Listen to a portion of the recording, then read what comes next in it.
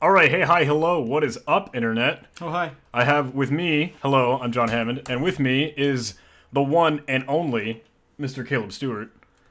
Hello. So what I have for your faces is some footage of CyberForce, which, was a game that we played months ago in New York. I drove 5 hours north to party in New York.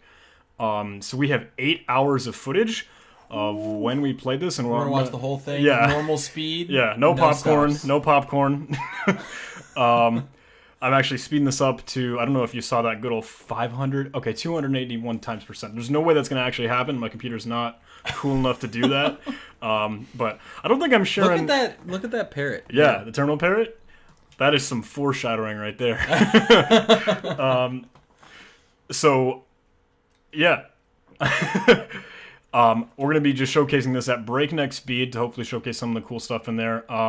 The event was 2 days. So, okay, sorry. So what was? You don't need to talk about what the event actually was. We're red teamers in this case. This is a blue team versus red team game for some undergrad schools and universities, testing their cyber ninja warrior skills and their eliteness and their cool stuff. So I'm probably gonna have to like skip through some things here.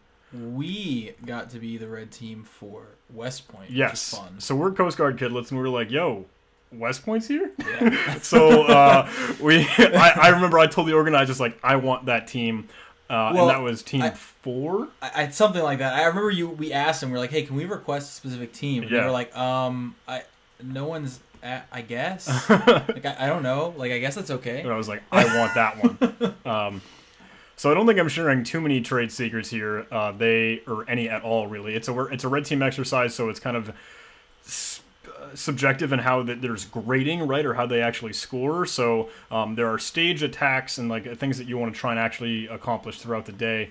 And I want to move quickly through this, but this was actually prep time. I don't know if you can see the clock up in the top right there, but this was actually just trying to see what we can see what we can access, and then try and get a little bit of inventory for tools that we want to run or memes that we want to have. And that actually is a good portion of that. I hope I pull it up really quick because I start to Google what are some quality memes that we can throw in here.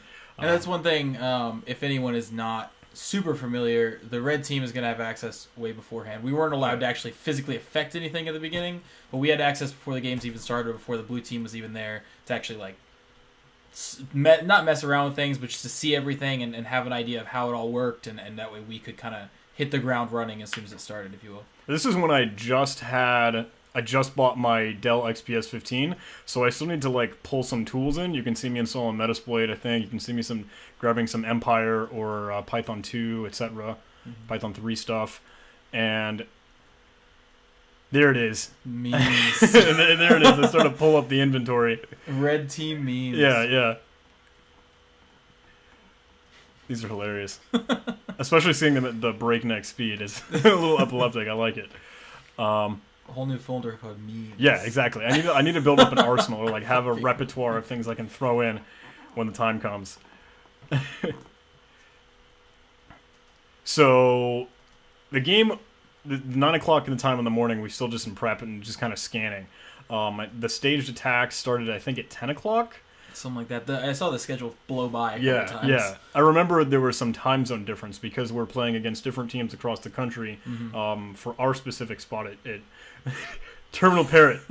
It's your favorite. It is one of my favorites. So this was in two days. So the first day that this is the video right now, I like a Google Empire and the TV show comes up. The first day we're actually trying to get our footholds and get our initial access. The second day is when really we can start to kind of be trolls and be really annoying. So yeah, you see me installing Metasploit here. Again, I'm going to skip along to make sure this isn't too boring. But I think showing you guys the fire. Later. Yes, it does get once like 10 o'clock hits and then 11 o'clock hits, we can start to do some stuff, talk about some of the attacks that were on there. But it is just the fireworks and me running through things at some breakneck speed here. Pip, classic struggle with Pip. Not being able to install something, classic. Pip 2 versus Pip 3 versus virtual environment versus your own. Versus that parent directory isn't owned by your current user. But I did want to work with Empire. I told myself that I would, And I actually learned it just now, like just recently, that you can use it for Linux stuff. Like you can have that Python launcher, and yeah. So they had made PowerShell Empire, Right. and then someone I don't know the exact like developers who exactly it was, but someone was like, "Hey, this is really good." So they had a fork of it. I don't know if you call it a fork, but almost kind of a remake in Python that was called like Pi Empire or something like that. And then they ended up being merged together to become just Empire. it seemed like Empire with a Y. I think that's what it might was. have been Yeah. And then at some point they got merged together, and now it's not technically PowerShell Empire anymore. It's just Empire. I like this because this is talking about some of the PAM backdoor stuff, and you actually just wrote that. Yeah, so I just wrote a little PAM backdoor guy. So I wrote a little module for PAM in C that basically will allow you to log in as any user with a specified password. Just threw it up on GitHub. If anyone wants to check it out, I guess we can post. I think that's awesome. I think that will be an absolutely very good tool for these red team engagements and fun games. So I'm going to learn a little bit of Empire before the game gets started. I like there are moments you can very clearly see, like either my lock screen comes up and you know that I just like got up to go to the bathroom or something. This is that raw big bowl footage. of food. Yeah, exactly. They did provide food, which is a lot of fun. They kept coming in and asking if we had enough food. It was really funny. They were really worried about whether the red team had enough snacks. You need to have food for all the nerd hackers. So what we ended up doing was actually trying to coordinate inside of a Google Doc that will come up soon enough. Messy. Yeah, it got very messy, but I don't know any other real organized way to do it. You can see us starting off with some Nmap scans, so we can get started scanning. There are a lot of Raspberry Pis that were filling the network, because I think they wanted to have like this industrial control system theme, but without having... I didn't really feel it, to be honest. Yeah. There was that one portal that we'll see later Yeah. that was industrial control system theme, but the rest of it I really didn't feel it. Yeah. There were a few things we logged into. But That's a common thing, I think, in some games or exercises that try to have that and just use a Raspberry Pi to simulate it, but it's still a computer, man. yeah. I mean, the other day they were all computers, just the industrial control system stuff just tips over if you poke it too much. That's the big I difference. googled FTP and I got some pretty good stuff there. I don't know if you can see it spinning out. That's usually what I do on an Nmap scan, and then just Google all the service names, you know? Yeah. What is FTP? What is NetBIOS? Well, so this is 10:45, so we should be off of the races. Yeah, we now. should be starting, and I think that's when these scans are okay to roll. Oh, it wasn't the first hour even after the game started? It wasn't a scheduled attack till the first hour after. Or something Right. Like that? I think there was that issue with the time zones. Where like, oh, we're an hour otherwise, and well, the first one that they started was like a pre-planted. It was a pre-planted network bind shell running on port 999. Oh, we couldn't get to it. I think our team caught that. Good on them for noticing an odd port. Oh, I love this. We created a channel, Army. It's my first. Let's put warheads on. It's fun stuff. It's fun stuff. There's plenty of morale. So they had a website that we had to break into, and they were very clever. The team that we were working against was very kind of smart in their protection of this, because they... I guess I can't sing their praises too much, because the basic auth was good, but not a silver bullet by any means. Well, so what the basic auth was good. They didn't tie down a different entry point, because we had access from a different way, and we could bypass their HTTP basic auth because of a different vulnerability. Wasn't it? I forget what exactly it was. Yeah, now, you'll see it come very, very soon. The first thing that I started to do in running through stuff was get the Raspberry Pi, because they all had their default password of Raspberry, Raspberry. And then I immediately add a fake user, add it in sudoers, and just keep doing this process over and over and over again. You'll see me do that way too often. But as with every exercise and red team thing that you see, people will just say, oh yeah, default credentials. And that's... And it really is. I mean, in all honesty, in a real world scenario, I think that's either default credentials or weak credentials are pretty realistic for if you were talking about a realistic scenario. I like to try and add usernames that look somewhat similar to others. So you can see I had a P1, so it looks like an I. There was a default blue team account on all these machines, so I added a blue team with a 1 instead of an L, and then I would add that to the sudoers group, make it so they could run without any password, etc. I'm a big fan of logging in, and I don't know if you'll see it on, because I did it on a lot. It's about to happen. Yeah, so I would always log in, and I like to go in and take whether the LP, the games user. I'm pulling you in this. Am I not? Yeah, I don't care. I told you we were gonna be close. either the LP, the games user, some of those default users, www data is what you always say. Quadruple dubs. So one of those or all those users, and I like to take those and either add SSH keys or add passwords. Adding passwords is a little more noticeable if someone's checking like Etsy Shadow. But if you can add SSH keys into their home directories, like games is /user games, I think is the home directory for it. You can add an SSH key there, and then I'll actually go through and I'll replace user sbin no logon and /bin/false, both those binaries, remove them and replace them with bin bash, which you see happening there. Yeah, what I started to do was symlink bin bash. False. So the symlink. You didn't like that. So the symlink works, but if they have any kind of script that's going through and looking for oddities, it'll notice a symlink. Whereas if you actually remove, that's a good thing. Good. Where if you remove bin false and remove user bin no login, and then replace them with bin bash, the only way they'll notice that's the wrong one, because it's still a binary. The only way they'll notice it's the wrong one is if they were to actually either run it or actually run some kind of diff on either like the hash of the original file and the new one, which you can actually do, I think, with depackage. I was going to say, something that we tried to do for the Pros versus Joes game was use like depackage some.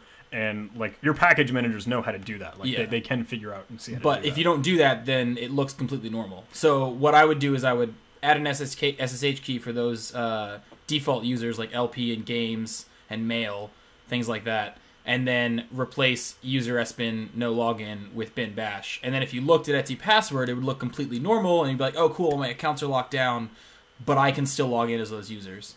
And then some other things you can do, you can add different users to sudoers, which is a little more noticeable, but that at least gets you user access to the machine. I tried a chmod 6000 up there. I don't know if you saw that. Those are my favorite things. There are a lot of hilarious, stupid things that happen in this, and I'm very excited for some. You type at like 300 miles an hour. Yeah. My 70% of the keys that I hit on the keyboard are the backspace key. So, you guys know, you YouTube fellows wouldn't see that firsthand. Oh, I know too. I sit next to you. That's true. Constantly. Yeah, that's absolutely right. Crank. So this was the next scheduled. Eternal Blue, yes. Yeah. I started running it with the Eternal Blue _ Windows 8, which I realized was wrong, and then just went for regular Eternal Blue. There's the PS exec one. I would say never forget about the PS exec, because they're different. The regular Eternal Blue one is the one that has the possibility of crashing the machine, but you don't need a named pipe. Whereas PS exec, you need a named pipe that you can access, but you have no chance. I think close to 0% chance of crashing the machine. Yep. So there's differences, but I would say if you know there's a named pipe there that you can grab, then PS exec, I would say PS exec is probably the better one, but. One thing that I see myself starting to do is looking up shells with a Z, which I heard about at Pros vs. Joes, and I don't know if I properly understood like what it really was or what I wanted it to be, because I mentioned this to you earlier just in like passing or casual conversation that intellectual, sophisticated people have, is that I want to have something that will like know I need a range of ports listening for incoming reverse shells, and I want it to like smartly handle it. Is MPlayer crapping out? No, it's just me apparently going to the bathroom again. It happens often. Yeah, I drink a lot of Monster. It's true. It's a problem. Yeah. Is it a problem? No, it's fine. Maybe MPlayer is crapping out. I can't tell. Nope, we're going. Oh, we're moving. Okay. Adding some stuff to etc. host file. I think probably just sinkholing. Maybe? Oh no, I was testing again with shells. So shells, I wanted to be able to like know and recognize when I'm making reverse shell like connections, but it wouldn't do that in the way that I wanted. I think I need to get better or just understand more of Empire or Merlin or even Cobalt Strike if I fork out my arm and legs. That would be an option, because I want something to like, okay, here's a callback that happens, let's catch it, keep it for me in the background. Maybe I misunderstood shells, but I never got it to do what I wanted it to do. I have never actually touched that at all. I remember you talking about it, and I've still never gone back and looked at it. I saw this JSON configuration files, and it looks like very explicitly JSON. Talking about here's how it's going to be working, but like I don't want to have to care about that. I just want some command that calls back to me and then knows what it's doing. So I think I just put this on the table. I think to be able to have something like that, you're going to need a more intelligent payload to go there. Right. right now your payloads consist of just a callback, so that they're not intelligent enough to really know what's going on. You're gonna have to kind of move up in the world to a better, more sophisticated payload. That's true. I need to be, and I try it for a little bit with some Raspberry Pi stuff, but craps out. Good old lock screen. Lock screen. This is me actually going to the bathroom. Always lock your screen at CTFs. Yeah, that's a good call. Never walk away. Might bring some burner laptops, especially, or like a laptop I don't actually use as my personal laptop if we go to like DEF CON or something cool. No. Yeah. Never go in there with... No. You can see, and you've probably seen in a lot of other footage, where my terminal or my Terminator screens just has thousands of different sub-terminals in there. It gives me anxiety. Yeah. There's a picture of me on one event where I wasn't using Terminator, and I had like 47 little different GNOME terminals, separate windows. So I hit Alt Tab at one point and focused on it, and it was like had my screen explode with them. It was hilarious. Yeah. Oh God. So I know there was some weird thing we were trying to do. Okay, this is when we're still trying to get around that basic auth. Yeah. But when another staged exploit comes through, where we're able to use some other passwords that have been pre-planted in like vulnerability prior access stuff, we're able to get into some accounts like you had mentioned, LP, Games, Mail, and some of the others that had passwords that you wouldn't have expected. Like you don't normally consider LP, Games, Nobody, and Mail user accounts, but they had passwords that were staged. So I think as a takeaway as a blue team player is change the passwords for literally everything. And disable the accounts that you need to be disabled. Right. Like, even if you don't think or consider it to be an interactive user, anything that's a user can be an interactive user. Mm-hmm. So, and the depackaged sums is really good. Yeah. I have that in Pros vs. Joe's repository because we patched it into the linenum script. Because I like to use red team tools in a purple team sense, where I'm going to use them as a blue team member to find out where my security holes are. So we put it inside of a linenum, the reboot user linenum script that you might see often like hack the box attempts or stuff like that. So this was a lot of Googling initially, but we found an FTP that we could log into with the default creds. And I think we were able to put some web shell, maybe? I forget if we used the FTP for that or not. But I think that pointed us to that, there are still default credentials that are being used here. So we were able to do some stuff with that. And at that point, we had access, anonymous FTP access, file download was successful. And then we're allowed to use some of the weak login attacks. Yeah, so www data was an account interactive and it didn't have a password. So we could sudo add our own new accounts. And then you had figured out, well, we can find the HT password file that's controlling that basic HTTP auth. Mm-hmm. And then we have access to the HTTP that we didn't have. We added another account. So they had their own account and they were using that to get in and out. And I just added another account to their HT password file. So unless they never opened that HT password file, so they never noticed that we were even able to get into it. You set your no login there. Yep. You added that.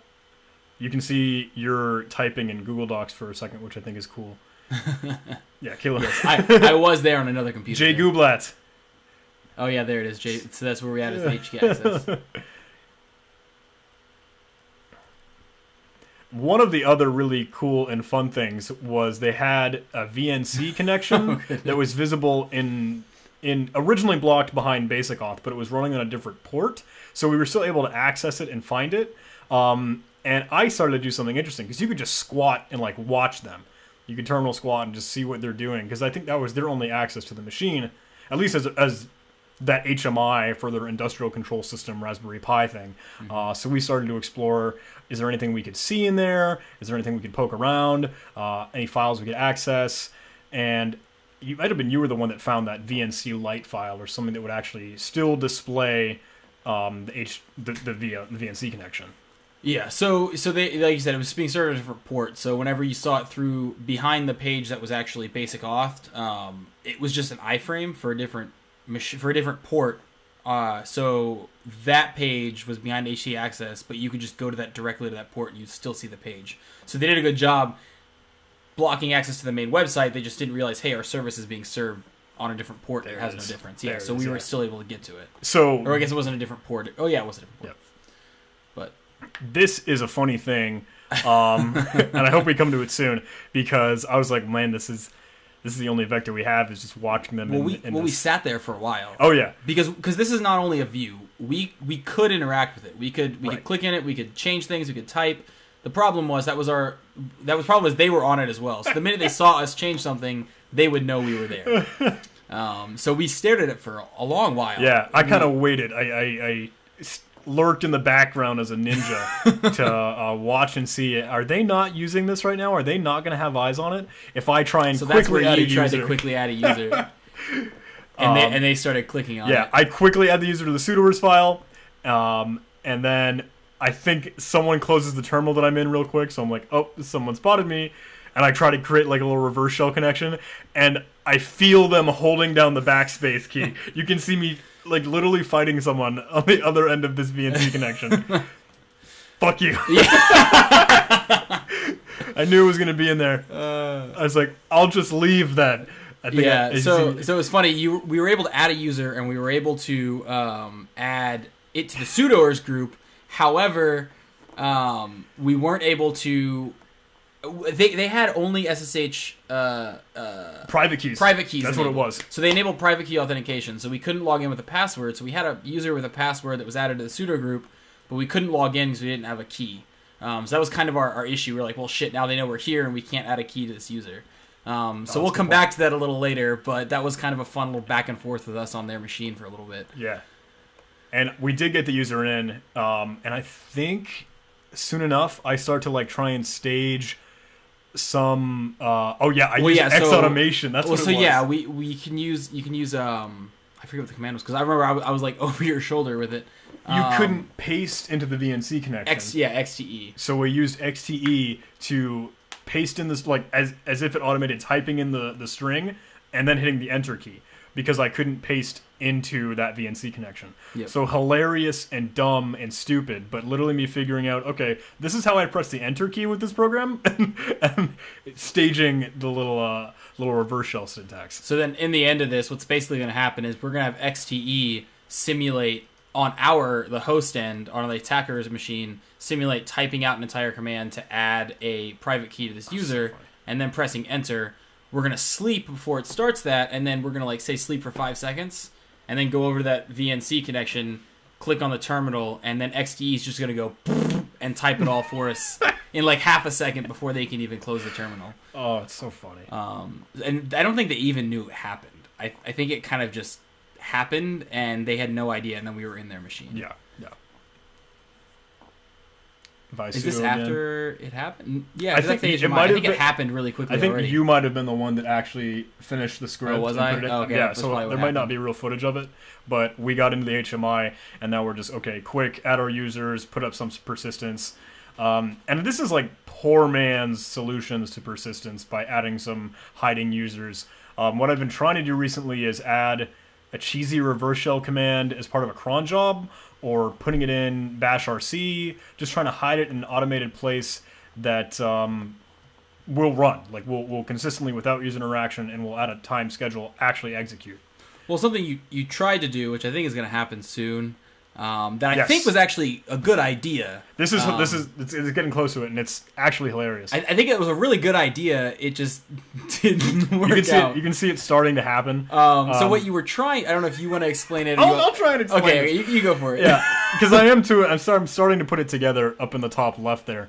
I have this notion that like they're going to run some commands pretty consistently. You know what? Like the ls command. So here's an idea. How about every time they run the ls command, let's have it start a new reverse shell and call back to me. So I try and create some users and make enough persistence that I know I've got places to log into. But you'll see me start to create a new bin ls script. A script that will eventually be a wrapper for what I would want to be an ls command.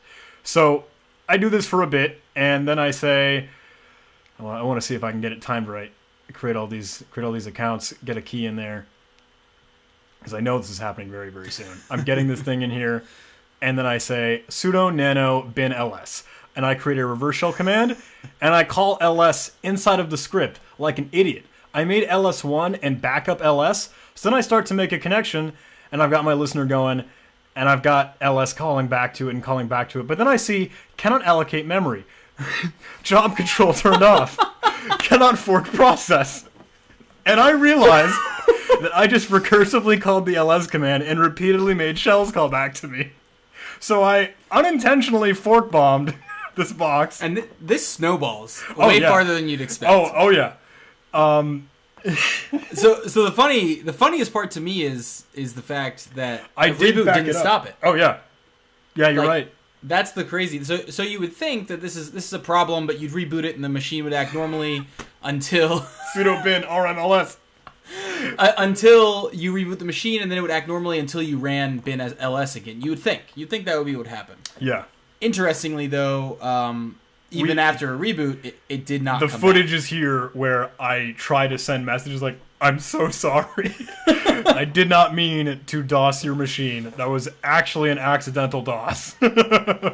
Yeah, that's probably the funniest thing that happened while we were here. Yeah. Along the same line, some of the things we did just as kind of a red team, kind of taunting the blue team. You'll see it. Some things that we did along the same lines were things like bin slash cat. Bin and cat. I don't want to talk about it when it comes to it because it's very funny to watch. But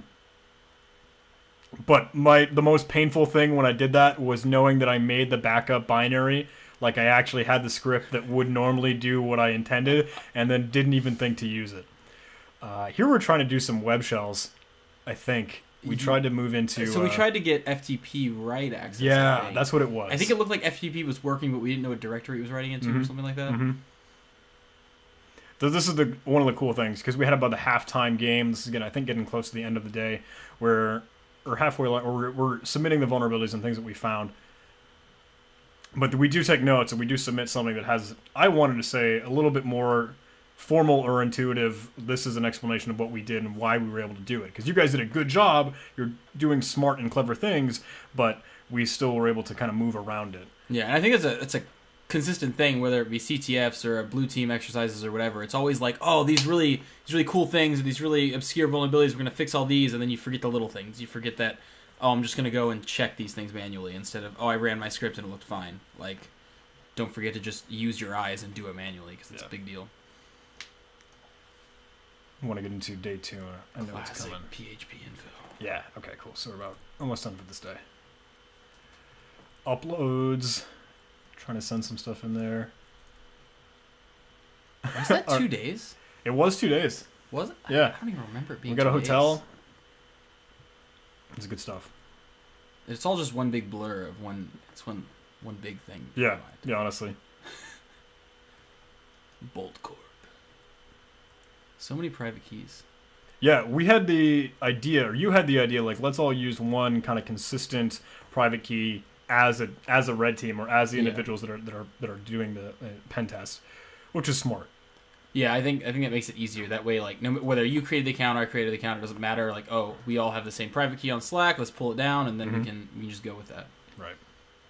So I do this stupid thing for the longest amount of time where I try to put a meme on their website. I don't know if you remember. You worked on that for a long time. I worked for way too long at trying to put a single image on their website, and it wouldn't work. No, it's just HTML. It was just HTML, and I'm like, WTF? Is this some Django template thing that's like ruining my life right now? Because image source should straight up do it. And you tried to encode it in base64, like. It's still printing. Yeah, I think I catted it and like I can't get this to stop. Pkill base64.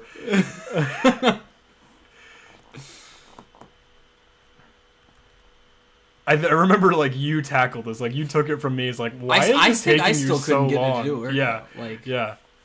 I felt dumb afterwards. I was like, John, you're an idiot. Just put the image in the website. Right. And then like, after like 20 minutes of me trying to do it, I was like, fuck it, it doesn't matter.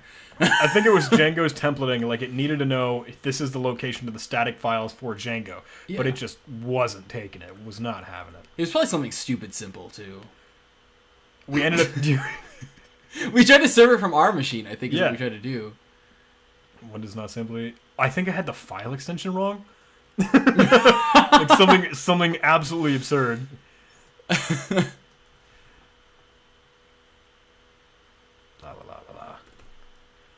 so close to the end of this day, and then the next day is all about trolling. The next day is all about having fun. Yeah. So there's going to be some good stuff. I thought I was trying the Apache get root mod. There's a plugin. There's some extension you can add to Apache, like Apache mod root or something, where you just netcat to it. You type in get root and it finds it. You remember finding the squirrel mail?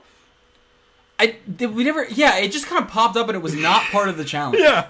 Like so they had a list of services they had to keep up. There was the HMI things, there was that website that had the notes application. There's a few other things. But about halfway through the competition, this squirrel mail server just kind of popped up on IP address. Sorry for the spastic distraction. And we have no idea why it was there, and no one could tell us why it existed. Did we get access to it? I don't remember. No. I think we tried a lot of exploits and didn't bother to. You see me here going through just like manually changing some of the website names to get a little defacement there. Red Team Corp, though. That's stupid and fun. Completely all you should have changed to Red Team Carp.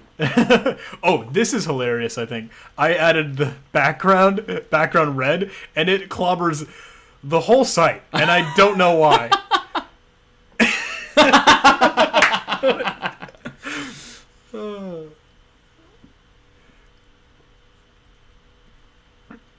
You're just like, fuck that. Yeah, like, okay, you know what, CSS, you're just not going to play nice with I mean, to today. be fair, CSS never plays nice. No. So we get into attack number 10, because in 2 days we had 20 attacks all in all, so it was cut in half. We weren't able to do any of those things, or at least kind of notion of the others looking forward. I think because of the SSH private keys. Yeah. So some of that depended on SSH, and which was great. Like, they enabled SSH private key authentication across the board, which was fantastic. Not for us, but for them it was great. So another blue team tip: do that. Yeah, because I mean, at that point, there's nothing. Like, there's no chance of like bad passwords. Like, I can't do anything remotely at that. No. Not much anyway, unless you had a vulnerable version of SSH. But I just changed like my terminal background. I was doing funky stuff. Oh, actually, the FTP default login, and then we knew that there were default passwords, so we. Oh, so that was the thing with FTP. Yeah. They enabled SSH private key authentication for their users, but then we had just been looking at FTP as the anonymous user and looking at it, but then we realized FTP by default, I think it's VSFTP and D in Ubuntu, will authenticate with local users, and we're like, oh shit, we can just log in with FTP as the blue team user with the default password, and it works. So they enabled SSH private key authentication, but didn't change the default password for the user, which blocked us out with the exception of FTP, which we could log into without the certificate. And then we could write files to, for example, the web root, and then we got a shell, I think is how we did it. Yeah.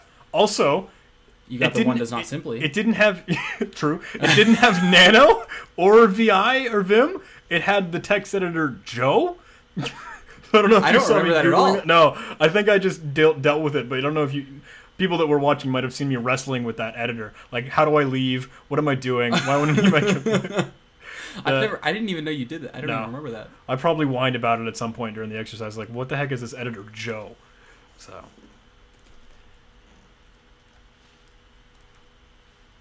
Okay, so this is the final report on the end of that day.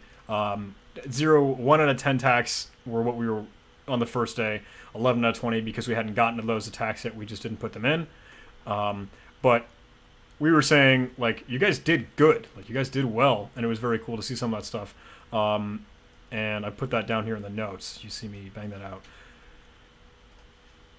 Basic HTTP was good. SSH private key was good. But it's not all the walls are boarded up. Mm-hmm. So, and yeah, sweet. Was that just about the end of day 1? I think so. Cool. If you're still sticking with us, we can move into day 2. That'd be fun. Got a little fun stuff? Good times. Okay. Yeah, this is it. One does not simply, finally. It's like the whole website. He finally got the image on the screen. 24 hours later. Yes, yeah. It took me all night. And they fixed my Red Team Corp. Those sons of bitches. So, trying to see what we still have left for persistence. Some of the accounts that we created have not gone away, which maybe was a bummer. And I think we see that especially throughout today because we get to do a little bit more on the offensive, burn them if you've got them mentality, because we already had so many users and kind of footholds and claws still in there. Why hadn't they been taken out? Like, why? We are obviously active on the machine. Why aren't they booting us? Why aren't they killing our SSH connections? And that was the strangest thing, I think, for us. Yeah, and as we get through this, you'll see we are loud. Yeah, we were really loud, and we were...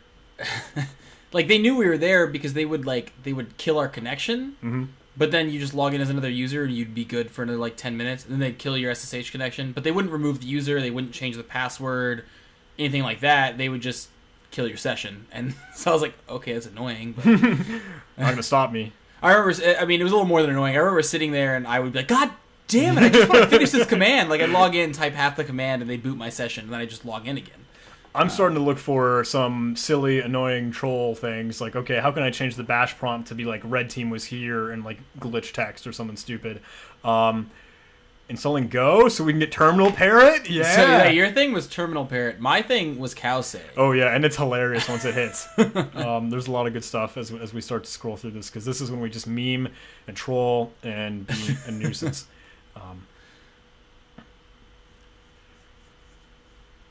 Check out where it is. So I start to write to different connections, trying to talk to people. We got the wall going. So I think it's not, you can't see it on my machine because I was running all these, but at some point around in here is where I've mentioned it a couple times. I'm just really proud of it. I thought it was hilarious. The cowsay. Yeah, and that's gonna happen. You start to wall. Do you show it on my? Do I show it on yours? It comes in. Okay, You don't write it. We get to see the script writing, but you'll see it happening. And this is hilarious because you're like, wall. Hello, Dad. Oh yeah, because I had root in their machine, so I was just dumping wall messages to everyone logged in. I just like a couple times they responded to us. Yes, I know. They did, and that was when they asked us like, please tell me how to fix the flip button. Oh yeah, I think it was .4 or something, and they were like, "What did you do to .4?" Yeah. And I was like, "What do you mean?" And they're like, "It doesn't boot." And yeah, you'll see when it happens because there's a genuine wall conversation. One of these exploits that had us do was Paramiko, which was cool. We could see different files, and there were 2 FTP servers, one of which we were able to work in, one of the we were not. You been SSH? I think so. You said FTP. I'm sorry. Let's see what happens. So I'm adding in terminal parrot to the bash prompt, and then you see me connect to it. And it errors so often, like, I don't know what terminal parrot is. And I think it's hilarious. John, you're an idiot. So I try to set up Go, get the Go environment variables right, which I still never get right and don't understand. Yeah. It's really annoying. Yeah. But as soon as I'm seeing more and more, Go is becoming quite a Swiss Army knife for these. This is my favorite thing. This is like SL, but Pusheen. So I try to do that. I try to overwrite cat with that.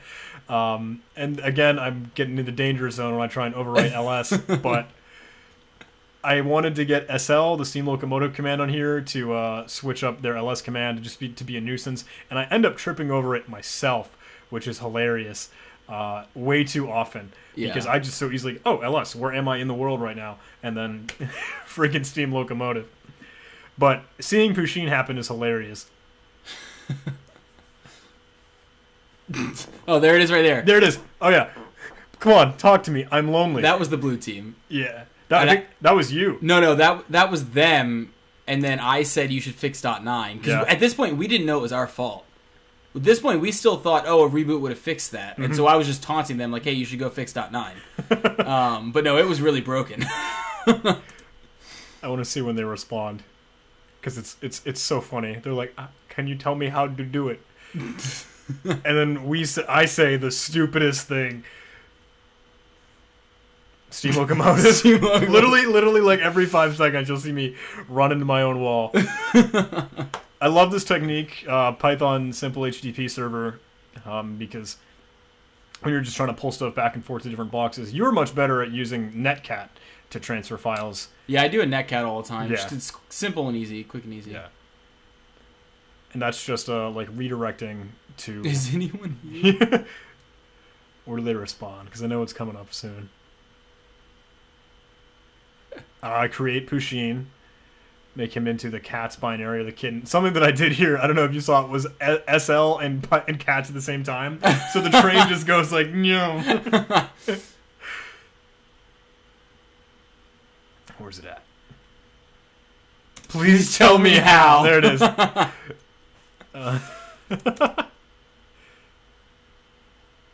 Yeah. So you should fix 9. Please tell me how. And I respond. Oh, also you put the Google Chrome internet thing on there. Yeah, you said it. You said tell you how to what? Plays cat with Pusheen. And one of my favorite things, deface the web server with the Google Chrome no internet dinosaur game. It's a great game, honestly. Oh, it's hilarious. I didn't know you could download a static version of that. How to fix .9. Step 1. Cut a hole in the box. Good old Lonely Island reference there. Paramiko exploit, I tried to weaponize and get right a little bit more, but it never seemed to work.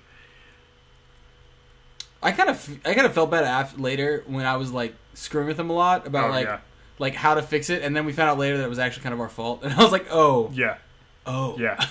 I tried to send a lot of apologies, and that'll be very, very visible.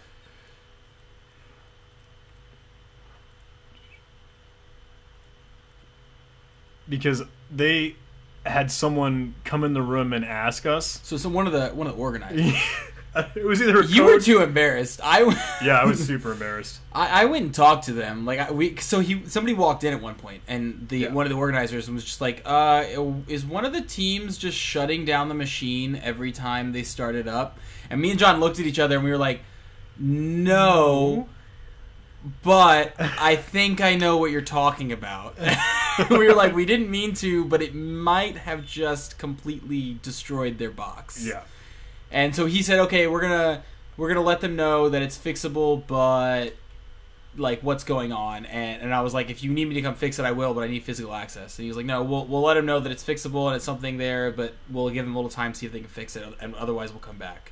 So time passes. We let them kind of figure the work for a little while. I think it was probably 45 minutes Might later, have been an hour or something. and the guy comes back in and he's like, "Can you come here?" And so I looked at John and I was like, "I'll go." So I walk into this big room full of these blue team guys all sitting around these tables, and I walk up and I'm like, "Hey, hi, so I'm your red team. I'm red team. We didn't mean to. I'm sorry, but what's going on?" So they showed me this machine, and for some reason, every time it booted, it would just die. And I guess at some point during boot process in Ubuntu, it runs LS. No idea why it would ever do that during the boot process, but it does. I wonder how or where that happens. I don't know. Yeah. But every time it booted, it would die before it could even finish booting up, because I assume it's running LS. What we ended up trying to do was actually, there was no console, like direct console on that machine, on those virtual interfaces they had. So we ended up having to detach the hard drive from that VM, attach it to another Linux VM, mount the hard drive in the other Linux VM, remove the bin LS, replace it with the correct bin LS, and then unmount it and attach it back to the original VM. But that still didn't fix it. The machine still didn't boot. I don't know what happened. They ended up getting points back for it, but I was just like, I'm really sorry, but I don't know. Like, we messed up LS, but we didn't do this. Yeah, that shouldn't have happened. So we're trying to run Eternal Blue again? I think so. I think I'm just trying to get back some footholds, but because like you said, this was kind of our burn it time. This is the end of it, the second day. Yeah. 4:30 the second day. Yeah. Someone sent along all these credentials that apparently came from either the organizers or the people that had set up the infrastructure. But I tried to work through some of them with RDP. I tried to work through some of them with PSExec, but none of them seemed to work. So that's kind of what that fiasco is here. But that just straight up didn't happen. So yeah, even trying PSExec, which is outlandish land for me. I don't know as much as I should in that regard. But Eternal Blue still is kind of our magic gun. Obviously, I think that should be something that's on your list to immediately patch or immediately put together when you got a blue team going. Turn off SMBV1. Yes. There's It's not useful for anything. registry tweak. I don't even know why it's on. Like, why would that even ever be on? Yeah.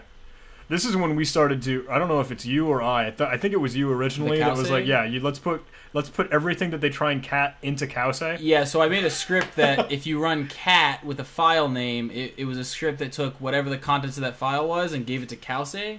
So, to be fair, it would cat the file. Oh yeah, it certainly would. It was just inside of Cowsay's bubble. Hilarious. So it was great. Eventually, it ended up being Cowsay piped into lolcats, actually. Mm-hmm. And that's it's so pretty great. funny.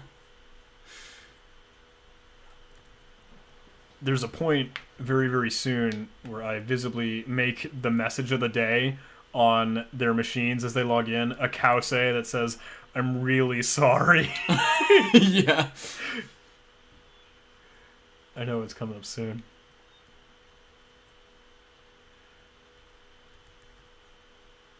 More FTP. That FTP worked basically till the end, didn't it?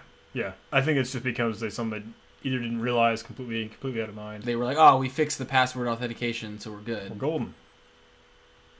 But that was a good way in. So we're still playing with this fucking... yeah, Squirrel Mail, man. That was popped up out of nowhere. Hole. And there was a Squirrel Mail exploit that should have worked, but it wasn't working properly, I remember. It was a ghost. I played with it for a while, and then I think you played with it for a little bit. And yeah. I just realized your name for this directory is just Force. The Force is with you. So, moving through the report again to try and explain what we're doing and how we're doing it. And we did the exact same thing, having the command execution that we already had. Those machines that had an exploit specified for them were like, well, we pieced it through already, which we were very pleased with. So, is anyone there? Yeah, starting now to again write to people, try and get some conversations going. I don't know if that's them or not, because that's their blue team account. Maybe that's us. I don't know. Yeah. That's so funny also when you were playing a red team exercise, some things might just break or not work, and you don't know, like, did I do that? Or was that dumb? Did they just kind of... Or sometimes they blame you for something. You're like, nah, Yeah. I didn't do that. I didn't DOS your box. Well, that one was us. I didn't fork bomb with the ls command.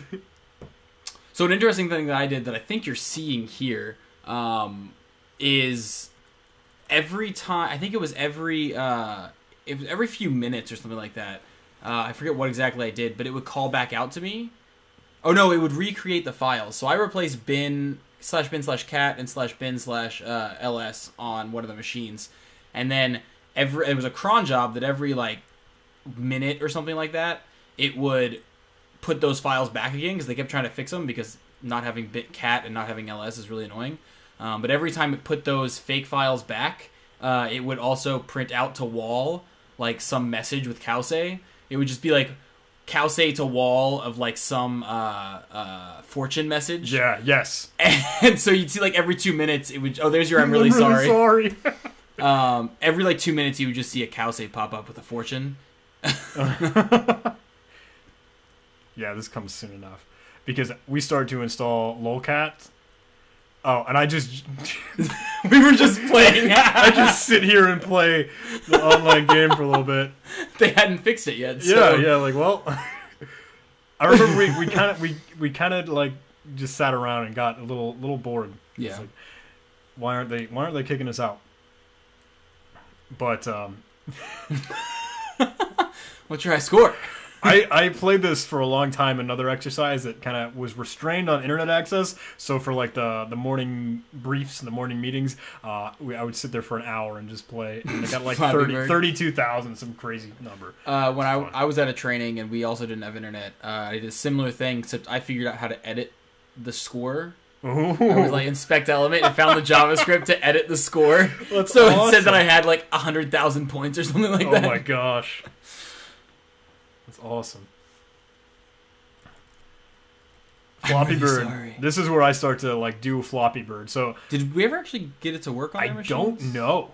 I don't, because it's not like we would know. Yeah, you wouldn't be able to see it. So for anyone who doesn't know, Flappy Bird is, well, Flappy Bird is a game. Obviously, if you've never seen Flappy Bird, Google it. But Get there's out from under your rock. there's I guess you could call it a port of that to literally x86 assembly that you can write to the bootloader of a disk and then reboot the machine, and that machine is completely screwed. But the nice part about that is that, you have a Flappy Bird game to play. So it'll reboot, it destroys your OS, but you have a Flappy Bird game to play in your bootloader, and you hit spacebar, and you can actually play the game. It's really funny. Somebody did it to us at Pros vs. Joe's. Yes. In, was it Delaware? Delaware was the yeah. game you played. Yeah. Eternal Parrot. I just said that in Bash RC, and their host. Like, you can't break out of that. It was so funny. I'm really sorry. Kause looks so sad when he says I'm sorry.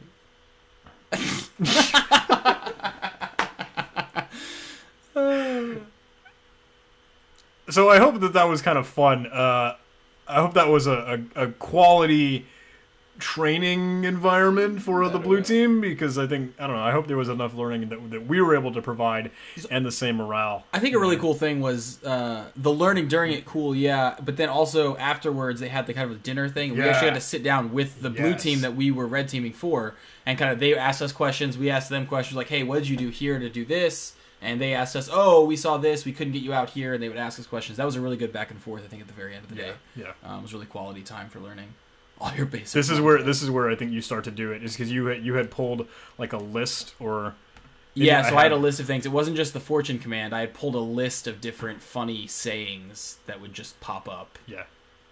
What I was trying to do was to get Kause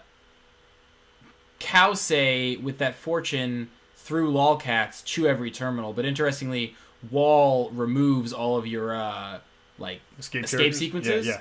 So I had to find a different way to do it, and I think you might be doing it as well.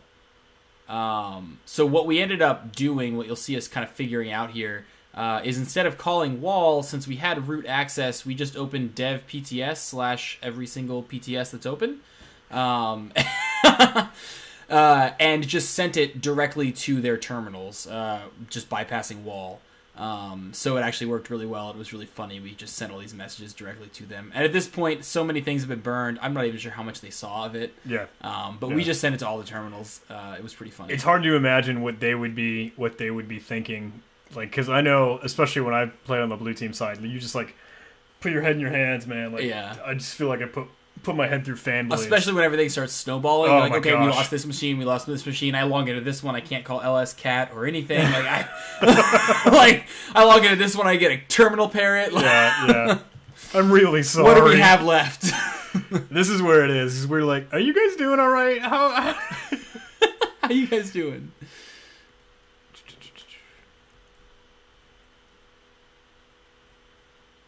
This is where you were testing, because you can see your format string in there. Yeah. Yeah, and your quotes start rolling through. Everything in the universe is either a potato or not a potato.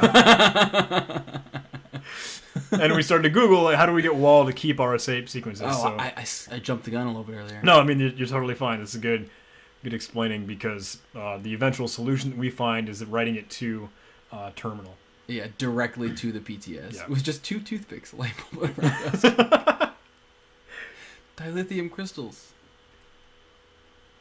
Hello? I can't wait to see these just to pop up in rainbow on your terminal with no way for you to stop it. Yeah. I can't wait. I don't know how quick There it it is, but yeah. We're testing your patience. Reading terms and conditions. Yeah, that's so good.